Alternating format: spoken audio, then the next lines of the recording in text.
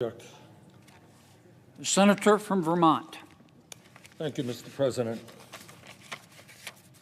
Mr. President, it is no great secret that the American people understand how far removed the United States Congress is, and both political parties are, from their needs.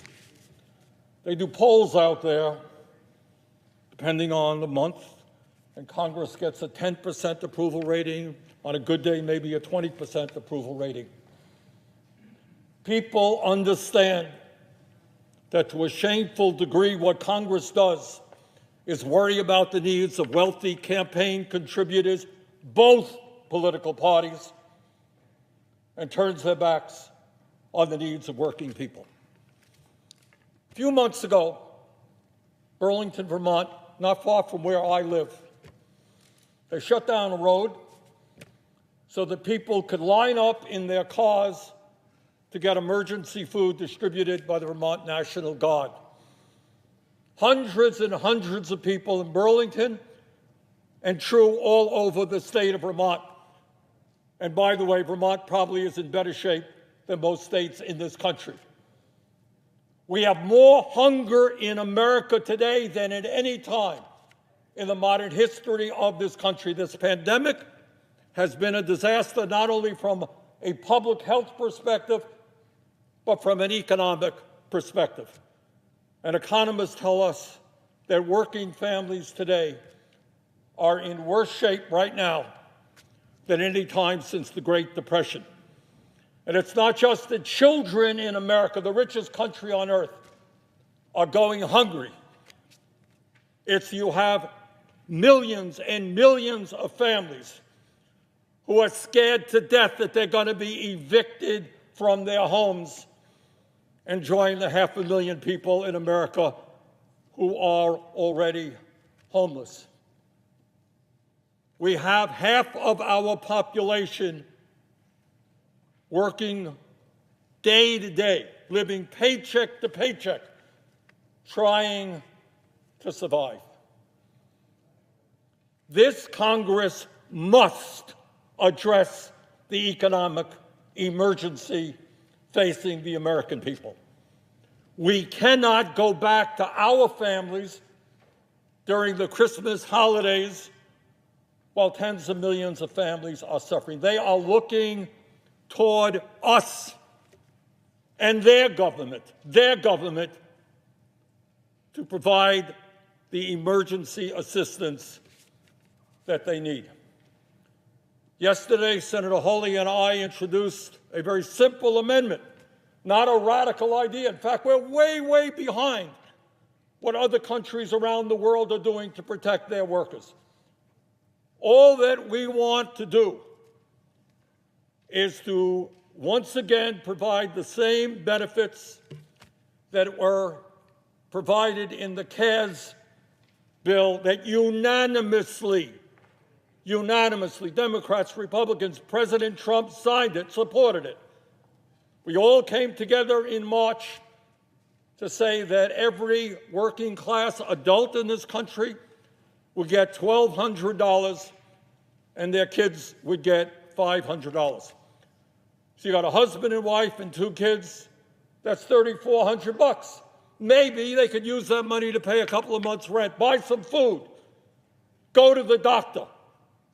We're looking at a horrible pandemic now, and you got 90 million people who are uninsured or underinsured. That's all we are asking, is to do what we unanimously did in March, to make sure that our unemployed workers get the benefits they need, to make sure that working families get that $1,200 check per person. Now, Mr. President, I've been here for a while.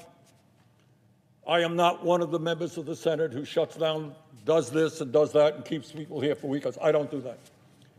But this I want to say right now.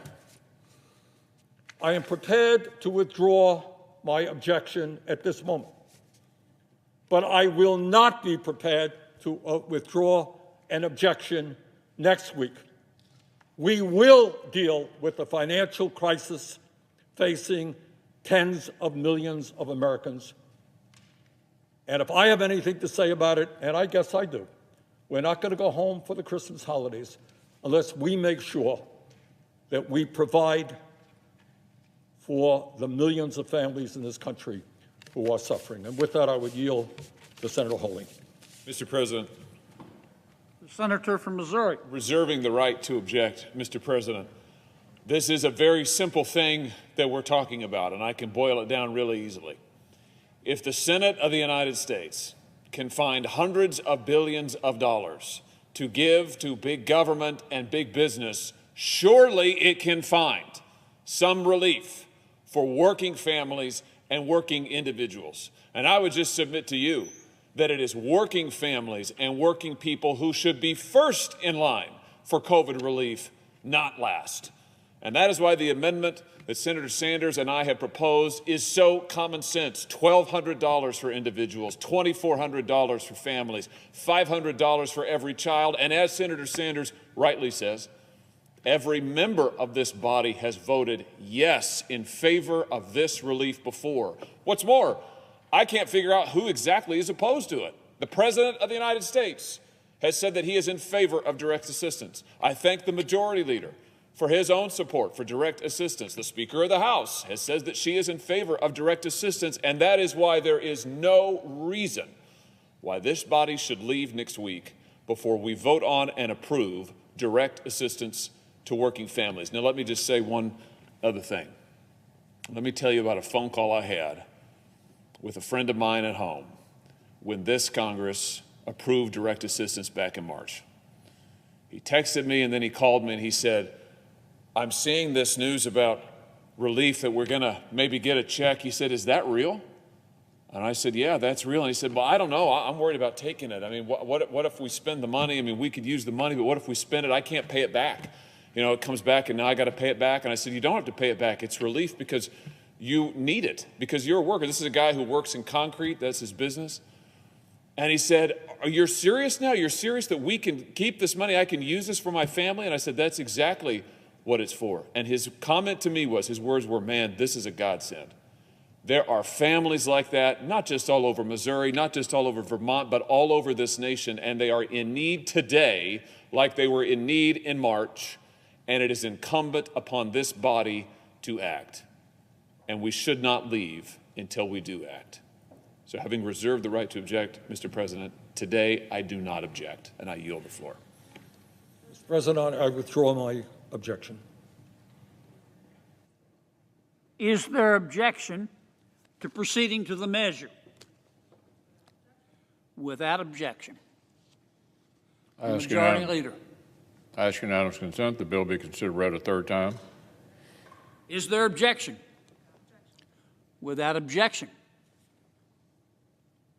I know of no further debate on the bill. If there's no further debate, the question is on passage of the bill. All in favor say aye. Aye.